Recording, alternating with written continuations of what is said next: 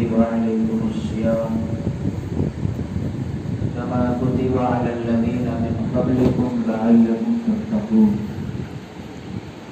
صدق الله العظیم. عزیزان ملت اسلامیہ، رمضان المبارک اپنی تمام تر رحمتوں، برکتوں، سعادتوں کے ساتھ گزر رہا ہے. تھوڑی دیر انشاءاللہ تعالی رمضان المبارک کی فضیلت اور کچھ شرعی مسائل اور تمامی حضرات کے سامنے بیان کی جائیں گی تاکہ ہم اور آپ اس ماہ مبارک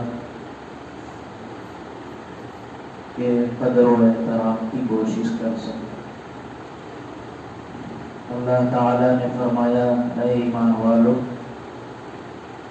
تم پر روزے فرض کیے گئے ایسے ہی کہ جیسے تم سے پہلے والوں پر روزے فرض کیے گئے تھے، لعلکم تتقون، تاکہ تم متقی اور پرہیزگار بن جاؤ. روزہ کسے کہتے ہیں؟ شریعت میں روزہ کی تعریف کیا ہے، ڈیفینیشن کیا ہے؟ روزہ صبح صادق سے لے کر سورج ڈوبنے تک کھانا پینا اور ہم بستری سے باز رہنا، کھانے پینے اور ہم بستری سے باز رہنے یعنی نہ کرنے کا نام روزہ ہے. صبح صادق سے لے کر غروب آفتاب تک نہ کھانا نہ پینا اور نہ ہی ہم بستری کرنا. جو شخص ان 3 چیزوں پر عمل کر لے وہ روزہ دار کہلائے گا. یہ شریعت میں روزے کی تعریف بیان کی گئی. اس کا مقصد یہ ہے کہ تاکہ روزہ رکھنے والا متقی اور پرہیزگار بن جائے.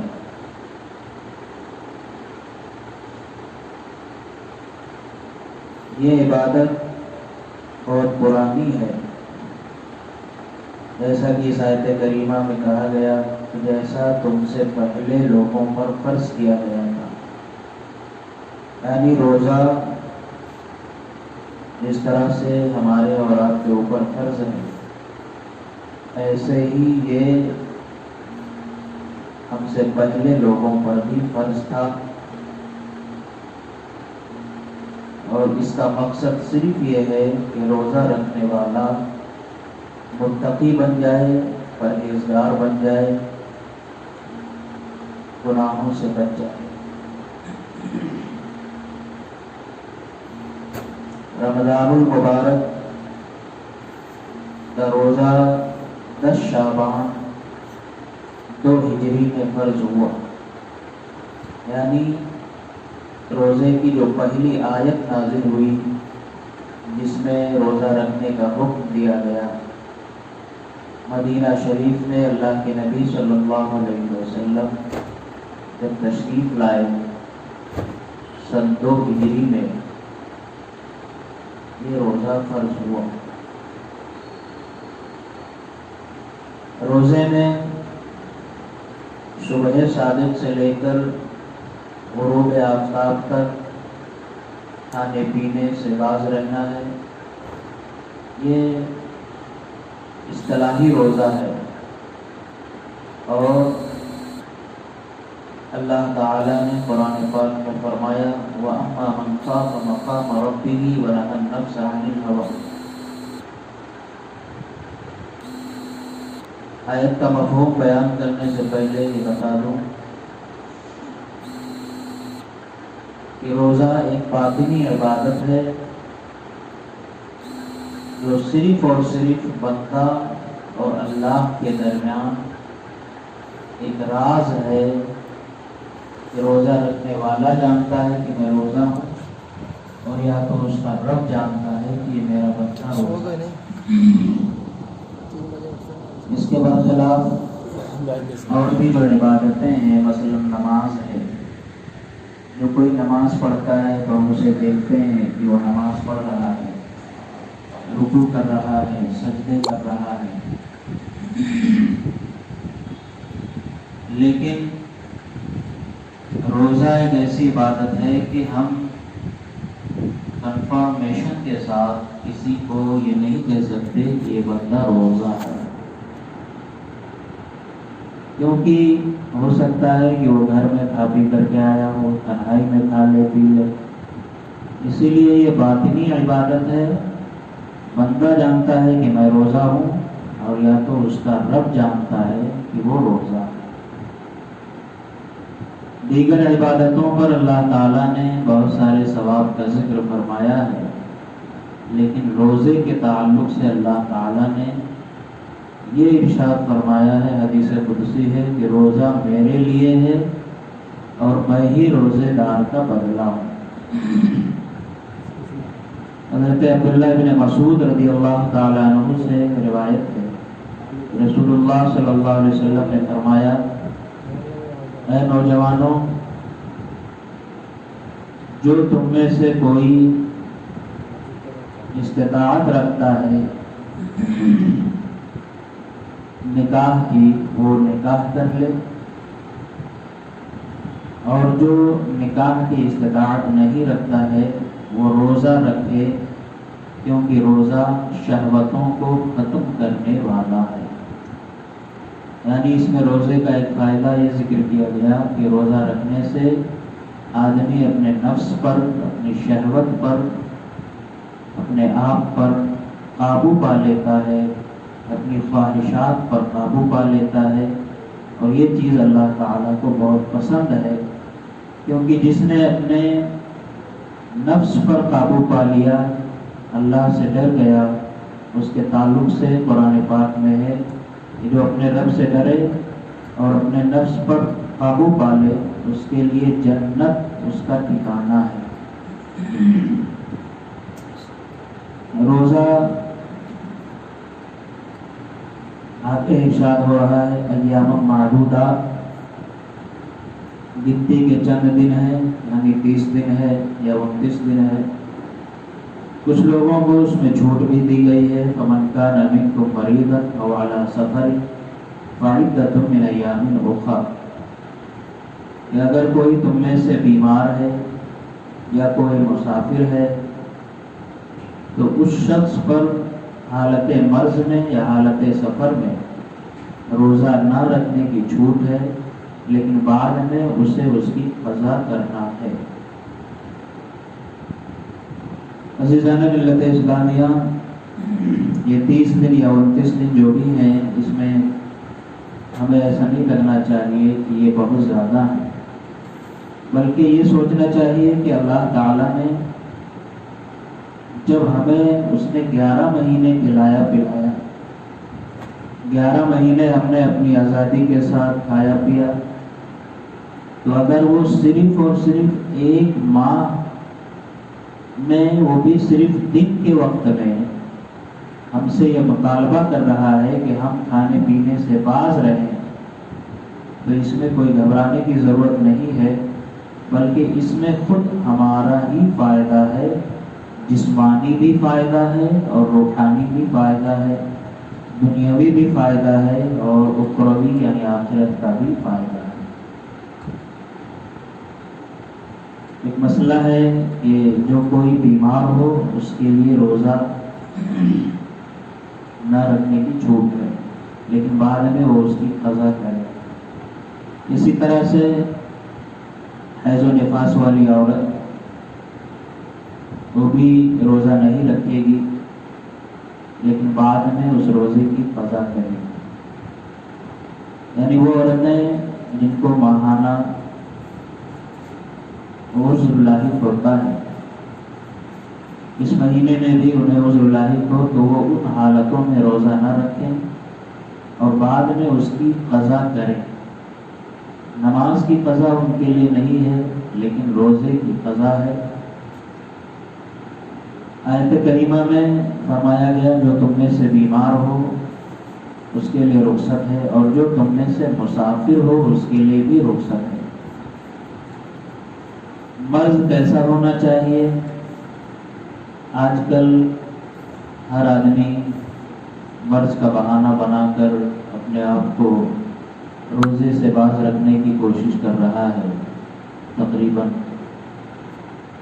اور پوچھا جائے تو کہتا ہے کہ مجھے یہ پرابلم ہے، مجھے یہ میرا بیماری ہے، مجھے یہ مرض ہے۔ اس کے تعلق سے شریعت میں یہ آیا اس مریض کو رخصت ہے کہ جب اسے روزہ رکھنے سے اس کا مرض بڑھ جائے یا اس کے خود ہلاک ہو جانے کا اندیشہ ہو جائے کہ اگر آدمی روزہ رکھے گا تو مر جائے گا، یا روزہ رکھے گا تو اس کا مرض اور بڑھ جائے گا، ایسے مریض کے لیے اس حالت مرض میں روزہ رکھنے کی رخصت دی گئی ہے، یعنی وہ نہ رکھے، لیکن بعد میں جب وہ صحیح ہو جائے تو انہی دنوں کی قضا اس پر لازم ہو۔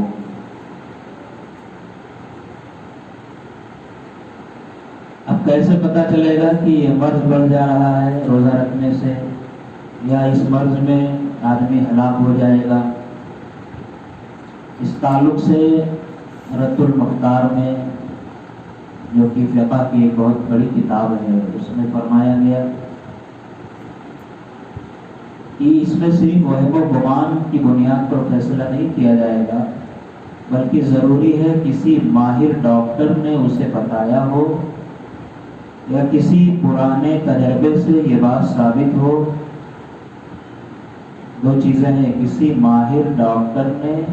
یہ بتایا ہو یا کسی پرانے ایکسپیرینس سے پتہ چلتا ہو کہ یہ بیماری ایسی ہے کہ اس میں اگر روزہ رکھا جائے گا تو بیمار جو ہے وہ مر جائے گا یا اس کی بیماری بڑھ جائے گی۔ اگر کسی ماہر ڈاکٹر نے یہ کہا ہو، وہ بھی ایسا ڈاکٹر جو فاسق نہ ہو، فاسق نہ ہو یعنی شہادت شرعیہ کا اہل ہو، مسلمان ہو، اسے معلوم ہو کہ شریعت کیا ہے، ایسا ماہر ڈاکٹر اگر کوئی بتا دے تو ایسی حالت میں اس مریض کو رخصت دی گئی ہے۔ عزیزان ملت اسلامیہ، اس تعلق سے کچھ اور باتیں میں بتا دوں۔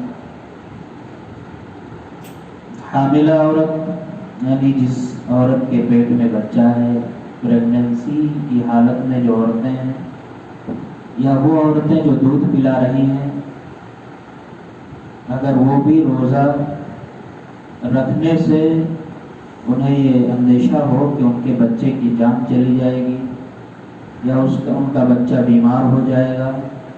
تو ایسی عورتوں کے لیے بھی روزہ نہ رکھنے کی چھوٹ ہے۔ کوئی شخص ایسا ہے جو سفر کر رہا ہے، لیکن سفر کیسا؟ طلوع فجر سے پہلے اس نے سفر شروع کیا، اور طلوع فجر سے پہلے سفر شروع کر رہا ہے، وہ بھی اس کی مسافت 3 دن کی ہے، یعنی ایسا سفر جس کی مسافت 3 دن کی ہے اور 92 کلومیٹر کا اس کا سفر ہے، تو ایسی حالت میں اس مسافر کو روزہ نہ رکھنے کی چھوٹ دی گئی ہے، لیکن بعد میں اسے بھی اس کی قضا کرنے کا حکم دیا جائے گا۔ بہت سارے ایسے افراد ہیں جو عمر کے آخری حصے کو پہنچے ہوئے ہیں، یعنی بوڑھے لوگ۔ بوڑھے لوگوں کا مسئلہ یہ ہے کہ اب دن بدن وہ کمزور ہوتے جا رہے ہیں۔ اگر ان میں اتنی طاقت ہے کہ وہ روزہ رکھ سکتے ہیں تو وہ روزہ رکھیں، اور اگر ان میں وہ طاقت نہیں ہے تو روزہ نہ رکھیں اور ہر روزے کے بدلے میں فدیہ ادا کریں۔ قرآن پاک میں فرمایا گیا فَمَن كَانَ مِنكُم مَرِيضًا أَوْ عَلَى سَفَرٍ فَعِدَّةٌ مِّنْ أَيَّامٍ أُخَرَ وَعَلَى الَّذِينَ يُطِيقُونَهُ فِدْيَةٌ طَعَامُ مِسْكِينٍ، اور وہ لوگ جو روزہ رکھنے کی طاقت نہ رکھیں ان کے اوپر ایک فدیہ، ایک مسکین کا کھانا کھلانا فدیہ کے طور پر ضروری ہے۔ فدیہ کیا ہے؟ ہر روزے کے بدلے میں فدیہ دینا ہوگا، اور اس کی مقدار یہ ہے کہ کم سے کم 80 گرام یعنی 2 کلو گیہوں یا اس کا آٹا دے دے، 2 کلو گیہوں یا اس کا آٹا یا اس کی قیمت۔ وہ بوڑھا آدمی جو روزہ نہیں رکھ سکتا ہے تو کم سے کم 2 کلو گیہوں، ہر روزے کے بدلے میں 2 کلو گیہوں یا اس کا آٹا یا اس کی قیمت کسی فقیر کو دے دے تو اس کا فدیہ ادا ہو جائے گا ایک روزے کے بدلے۔ یہ بھی یاد رکھنا ہے کہ اگر فدیہ دینے کے بعد روزہ رکھنے کی طاقت آ گئی، یعنی کوئی بوڑھا آدمی ایسا ہے کہ وہ پھر طاقتور ہو جا رہا ہو، یعنی کسی بھی طرح سے اس کے جسم میں اتنی طاقت آ جا رہی ہے کہ وہ روزہ رکھ سکتا ہے، تو اس کے اوپر روزہ رکھنا لازم ہو جائے گا۔ اب وہ شخص فدیہ دے کر کے اپنے آپ کو الگ نہیں کر سکتا۔ یہ اس وقت ہے کہ جب اس بوڑھے کے اندر طاقت ہی نہ ہو کہ وہ روزہ رکھ سکے۔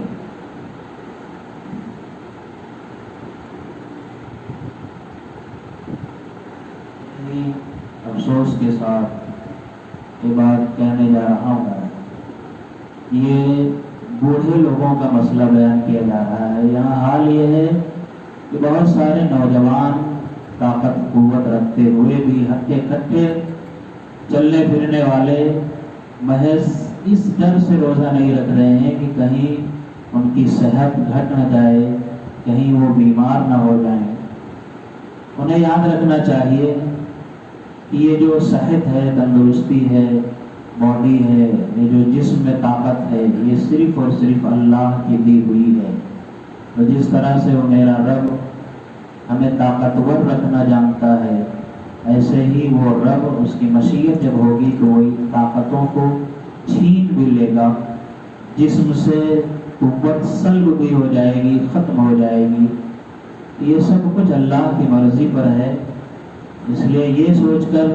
کہ ہماری صحت خراب ہو جائے گی، ہماری طاقت کم ہو جائے گی، یا ہم بیمار ہو جائیں گے، یا روزہ رکھنے سے ہم پریشان ہو جائیں گے، ان تمام وہم و گمان کو اپنے ذہن و دماغ سے نکال کر کے اللہ تعالی سے توبہ و استغفار کرنا چاہیے اور روزہ رکھنا چاہیے، کیونکہ یہ فرض ہے، اور ایک فرض کا چھوٹ جانا باعث گناہ بھی ہوتا ہے، اور اللہ کے یہاں حساب و کتاب کے لیے سخت آزمائش میں مبتلا بھی ہونا ہوتا ہے۔ اللہ نے فرمایا فَمَن تَطَوَّعَ فَهُوَ خَيْرٌ لَهُ وَأَن تَصُومُوا خَيْرٌ لَكُمْ، کہ تم روزہ رکھو یہ تمہارے لیے بہتر ہے۔ یہ بہت بڑا فارمولہ اللہ تعالیٰ نے بتا دیا، أَن تَصُومُوا خَيْرٌ لَكُمْ۔ اب اس میں کسی بھی دماغ لگانے والے، تھنکر، مفکر، کسی بھی سائنٹسٹ کی نہیں چلے گی۔ کوئی بھی کہتا ہو کہ روزہ رکھو گے بیمار ہو جاؤ گے، روزہ رکھو گے کمزور ہو جاؤ گے، روزہ رکھو گے یہ ہو جائے گا وہ ہو جائے گا، کچھ نہیں۔ جب رب کہتا ہے کہ روزہ رکھو یہ تمہارے لیے بہتر ہے، ان تصوموا خیر لکم، دوسرے پارے میں ان تصوموا خیر لکم، روزہ رکھو تمہارے لیے بہتر ہے۔ پتہ چلا کہ روزہ رکھنا